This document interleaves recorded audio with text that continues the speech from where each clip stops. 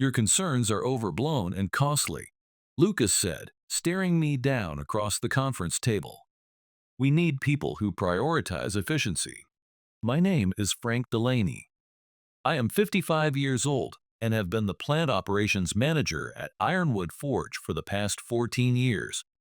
Before that, I spent 21 years working my way up from the factory floor in Akron, Ohio. I knew every machine, every safety protocol, and every shortcut that could cost a man his fingers or worse. Lucas Wynn had been CO for exactly 7 months, brought in by the board to streamline operations and maximize shareholder value. He was the kind of man who wore Italian shoes to a metal fabrication plant and talked about pain points and growth metrics while stepping over oil puddles that should have been cleaned up weeks ago. The first red flag came when he canceled our quarterly safety training. He called it a full day of production lost. Then, maintenance schedules became flexible. Parts replacements were delayed. Warning signs disappeared from dangerous areas to reduce visual clutter. I raised concerns in private first. I showed him the statistics, the near-miss reports, and the industry standards we were now ignoring. He nodded, smiled, and did nothing. So, I documented everything. Every violation, every ignored recommendation, every maintenance request denied. That morning, I'd emailed the executive team about a critical hydraulic press that needed emergency maintenance. The pressure gauges were failing, and the safety shield had cracked. Using it was like playing Russian roulette. I recommended shutting it down immediately. 2 hours later, I was called into the conference room with the entire leadership team present. That's when Lucas delivered his verdict. Frank, we appreciate your years of service, but your priorities no longer align with our vision for Ironwood Forge. Around the table, eyes dropped. Nobody spoke up. These were people I'd worked alongside for years, people whose families I knew by name. Now, they studied their notepads like they contained the secrets of the universe. You'll receive 2 months severance, Lucas continued. Human resources will handle the exit process. I didn't argue. I didn't raise my voice. I just nodded once and stood up.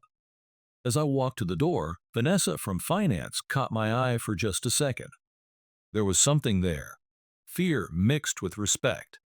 She knew what was happening was wrong. They all did. But I also knew something Lucas didn't.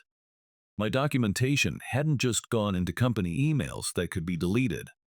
I had copies, detailed, comprehensive, and ready to be submitted to people who would actually care.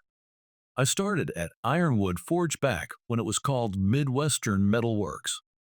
I began on third shift, running a stamping machine, 6 months after my 19th birthday. It was hot, dangerous work, but it paid better than anything else in Akron for a kid with just a high school diploma. My father had worked 42 years at Goodyear before his retirement. Make yourself necessary, he told me on my first day. Learn everything. Be the guy they can't replace. So I did. I learned every machine. I took night classes in industrial engineering. I volunteered for the safety committee because nobody else wanted it. By my 15th year, I was floor supervisor. By my 21st, I was operations manager for the whole plant. 350 people reported up to me. I knew their strengths and their weaknesses. I knew which ones needed a firm hand and which ones worked better with encouragement. My wife, Elaine, used to tease me. You care more about those machines than our own kitchen appliances.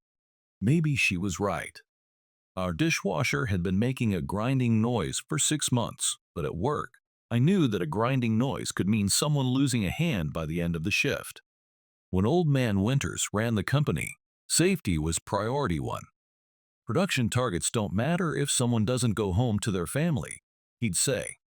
The safety record was posted at the entrance every month, and bonuses were tied to keeping accident rates low. After he retired, Ironwood drifted through 3 different ownership groups in 10 years. Each one was a little less connected to the work we actually did. Each one was a little more focused on quarterly numbers. Lucas was just the latest and worst in that progression. The first time we met, he asked how quickly we could double production. I told him we'd need to hire more people and maybe add another shift. He frowned like I'd insulted him. "What about just running the machines harder?" he asked. Warning bells went off in my head right there. But I tried. God knows I tried to make him understand how things worked on the floor. For months, I watched the small changes pile up. Maintenance intervals stretched. Safety equipment became optional. Experienced workers who raised concerns were the first to be let go when Lucas started his efficiency layoffs. I still remembered Tommy Wilson, 26 years with the company, finding me in the parking lot the day after he was cut. "You're the only one left who remembers how things should be, Frank," he said. "Don't let them turn that place into a death trap." I promised him I wouldn't. Now, I was walking to my office to clean out my desk, that promise still echoing in my ears. Human Resources gave me 30 minutes to collect my things. Cheryl from HR stood awkwardly by the door while I emptied my desk. We'd worked together for 12 years. Now, she couldn't meet my eyes. "I need your keys and badge," she said finally. "And you'll need to sign these." She slid termination papers across the desk. I signed without reading them. What was the point? My career at Ironwood was over either way. As I was packing the last of my personal items, a coffee mug my daughter made in high school ceramics class, a few family photos, Terry Baker from maintenance appeared in the doorway. Cheryl stepped outside to give us a minute. "This is wrong, Frank," Terry whispered. "Everyone knows it." I just nodded, keeping my voice low. "How's that hydraulic press running?" "They've got Jason operating it now. Kid's been here 8 months, Frank. 8 months. Terry shook his head. "Lucas told us to hit the production targets no matter what." My stomach tightened. Jason was a good kid, eager to please, too eager. "Be careful, Terry," I said, handing him my box of belongings. "Watch out for yourself." In the parking lot, I sat in my truck for a long time, staring at the building where I'd spent more than half my life. The reality of what happened was finally hitting me. My job was gone. My identity as the safety man was gone. But that wasn't what bothered me most. People were going to get hurt, maybe killed, and Lucas Wynn would write it off as an acceptable cost of doing business. I started the truck but didn't drive home. Instead, I went to the public library, logged onto a computer, and spent 3 hours organizing all my documentation. Every email, every inspection report, every maintenance request that had been denied. Photos I'd taken of blocked fire exits, disabled machine guards, and leaking chemical containers. Then I wrote a detailed cover letter explaining the systematic dismantling of safety protocols at Ironwood Forge since Lucas Wynn had taken over. When I was finished, I drove to the nearest FedEx location and sent the entire package to the Occupational Safety and Health Administration office in Columbus. On the way home, a strange calm settled over me. For months, I'd been fighting a losing battle inside the system, following the rules, respecting the chain of command, trying to protect my people while playing by Lucas's rigged game.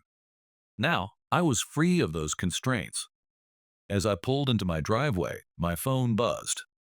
It was a text from Vanessa in finance. "Lucas is having them run that hydraulic press around the clock. 3 shifts, no maintenance break. What should we do?"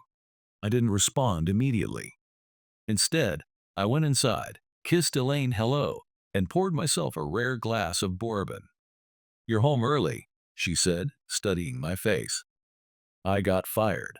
Her eyes widened. "What? Why?" "For doing my job," I said, taking a slow sip.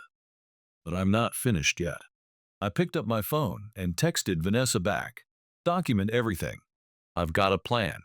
3 days later, I got a call from Patricia Simmons at OSHA. "Mr. Delaney, we've reviewed your submission regarding Ironwood Forge," she said. "I'd like to discuss some of these allegations in person." We met at a coffee shop 20 miles from Akron. Patricia was younger than I expected, maybe mid-30s, but her questions were precise and knowledgeable. She'd clearly done her homework. "We take these reports seriously," she said after 2 hours of detailed discussion, "especially when they come from someone with your experience. But you should know that Ironwood has a spotless official record."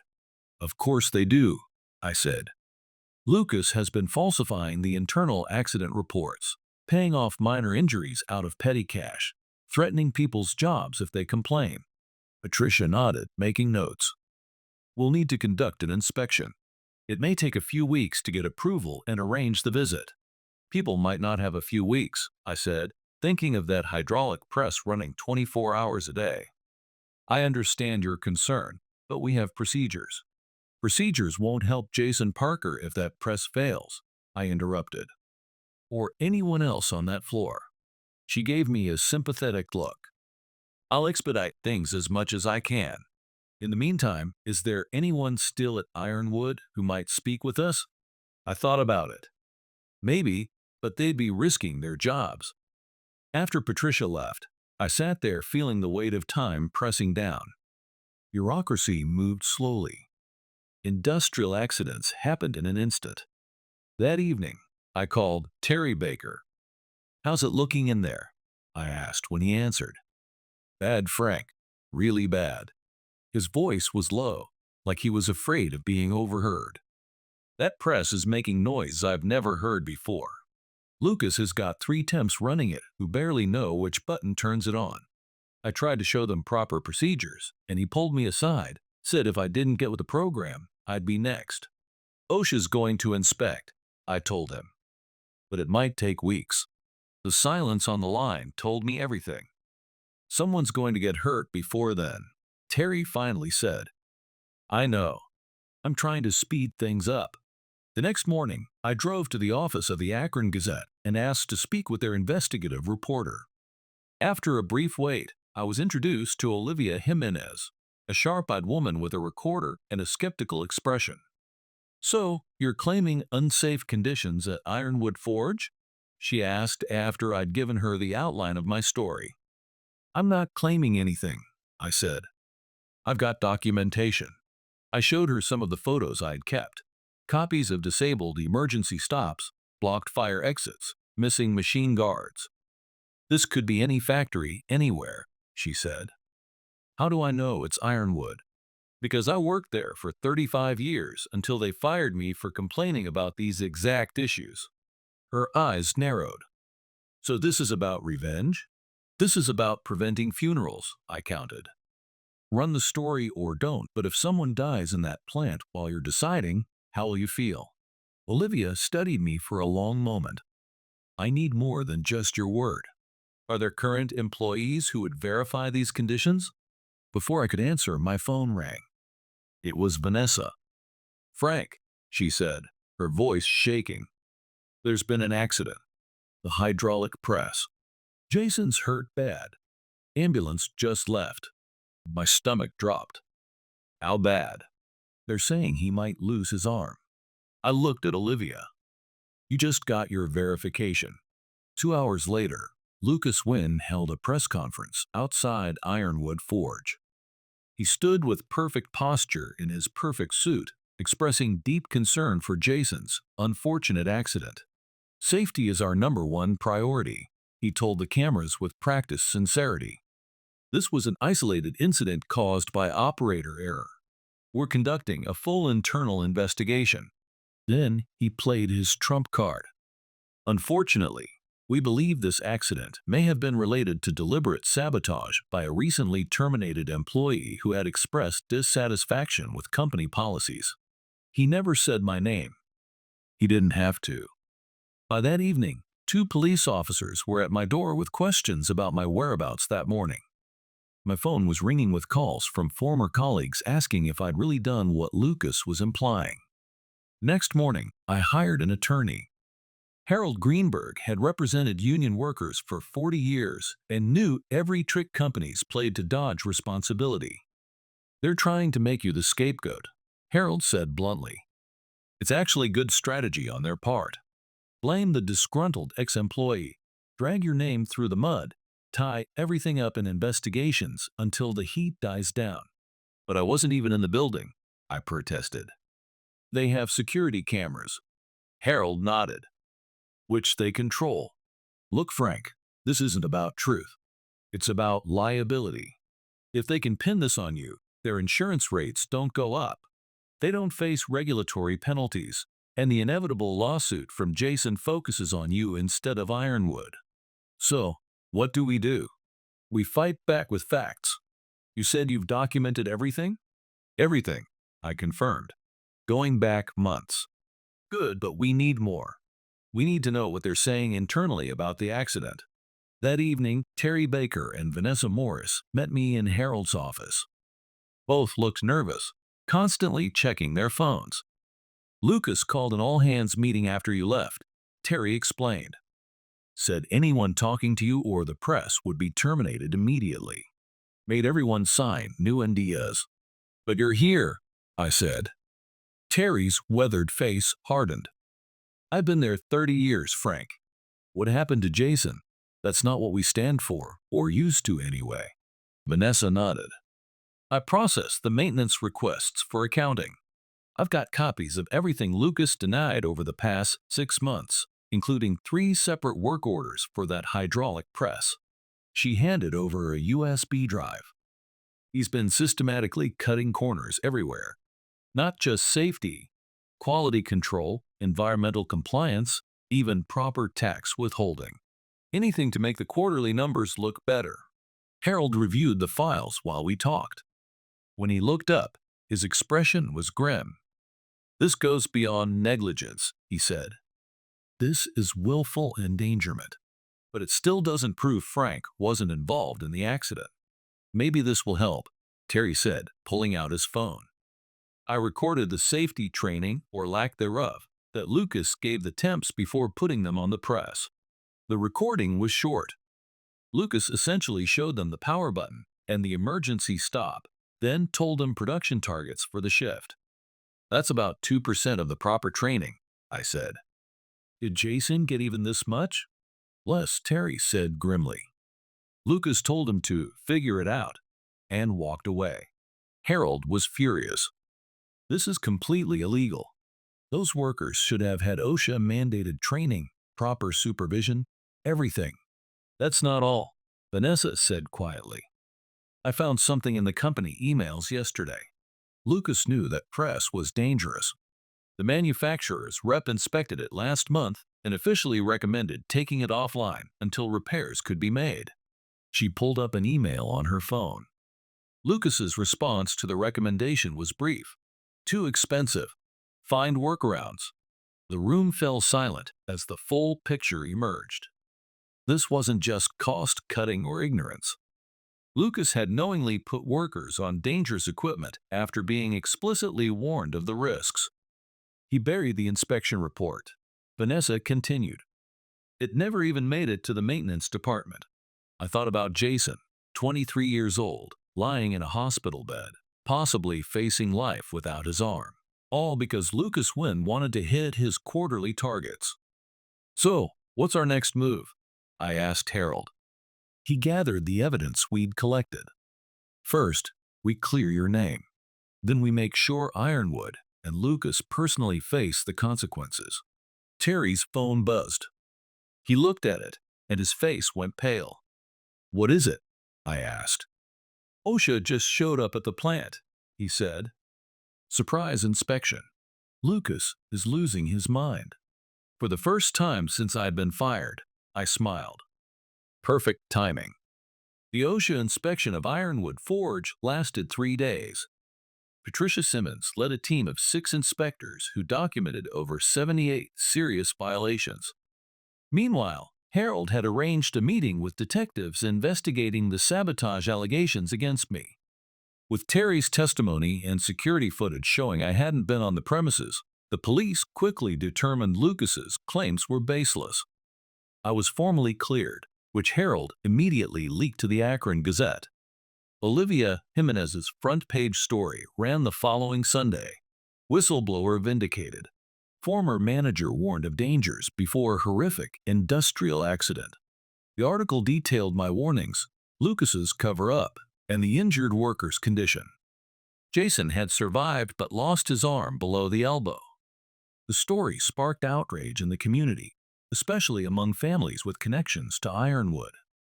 The company had been part of Akron for generations. Now, it was being portrayed accurately as a death trap run by a profit-obsessed outsider. Lucas attempted damage control with another press conference, but this time, reporters came armed with specific questions about the ignored manufacturer's warnings and falsified safety records. These allegations are completely unfounded, Lucas insisted, his composure cracking. Frank Delaney has a personal vendetta against this company. What Lucas didn't know was that Harold had arranged for Jason Parker to watch the press conference from his hospital room. Jason had agreed to an exclusive interview immediately after. Seeing Lucas dismiss the accident that had cost him his arm was the final straw for Jason. On camera, with his bandaged limb clearly visible, he detailed the lack of training, the pressure to meet impossible quotas, and how management ignored warnings about the dangerous press. Frank Delaney tried to shut that machine down, Jason told the interviewer. If they'd listened to him, I'd still have my arm. The interview was devastating. By evening, Ironwood's board of directors called an emergency meeting. Next morning, two things happened. Lucas Wynn was placed on administrative leave pending investigation, and I received a call from Gregory Winters, son of the former owner. Frank, this is Greg Winters. I need your help. I hadn't spoken to Greg in years. After his father retired, Greg had moved to Chicago to pursue other business interests, selling his stake in the company. The board asked me to step in temporarily, he explained. The place is a mess. OSHA's shut down half the production lines. We've got lawsuits pending, and morale is completely shot. Sounds like you've got your hands full, I said, unsure why he was calling me. I need someone who knows the operation inside and out. Someone the workers trust. He paused. I want you to come back, Frank, as acting plant manager. I hadn't expected this. You know I'm the one who sent the evidence to OSHA, right? Of course. That's exactly why I want you. You put people's safety above everything else, just like my father taught us. I thought about it. Going back would be strange. There would be those who resented me for the disruption, the lost production, maybe even lost bonuses. But there would also be a chance to rebuild what had been broken. I'll do it on two conditions, I said finally. First, every single safety issue gets fixed before we restart production. No exceptions. Agreed? Greg said immediately. And the second? Jason Parker gets full compensation, best medical care, full salary during recovery, and a guaranteed job when he's ready to return, if he wants it. There was a moment of silence. Done. When can you start?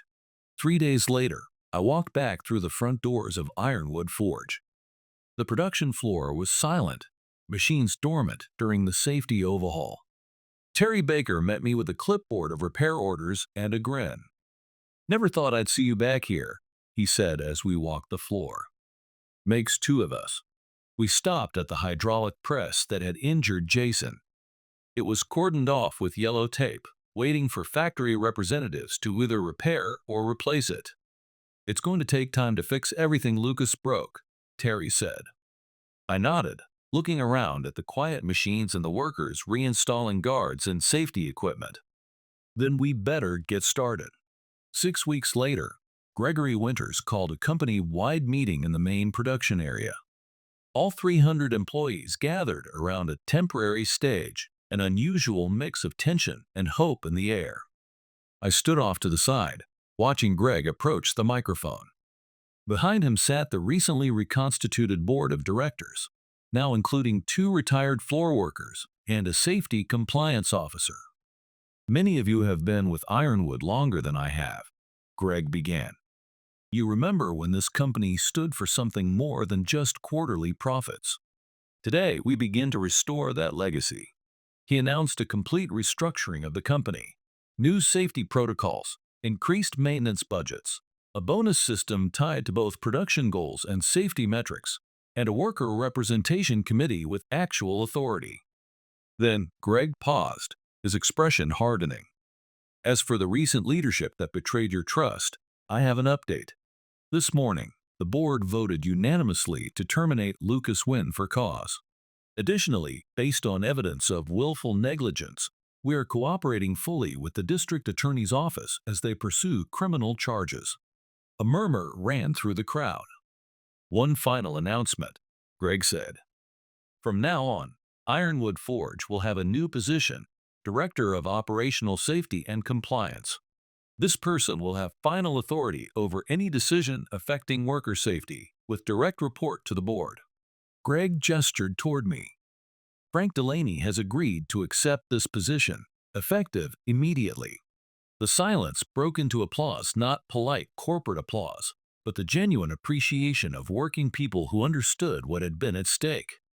As I stepped forward, I caught sight of Jason Parker at the back of the room. His left sleeve was pinned up, but he was smiling. He gave me a nod, one that carried both forgiveness and gratitude. I nodded back, then turned to address my colleagues. 3 months after returning to Ironwood, I drove to the county courthouse for Lucas Wynn's arraignment. He faced multiple charges, including criminal negligence resulting in serious bodily injury. I didn't need to be there. The case would proceed with or without my presence. But something in me needed to see it through to the end. Lucas looked smaller, somehow, in his expensive suit, standing before the judge. When he turned and saw me in the gallery, his face flushed with anger. I just watched impassively as he pleaded not guilty and was released on bail.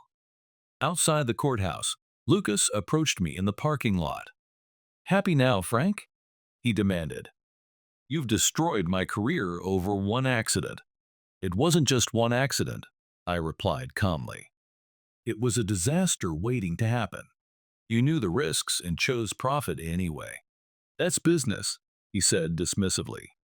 "No, that's criminal." I turned to leave.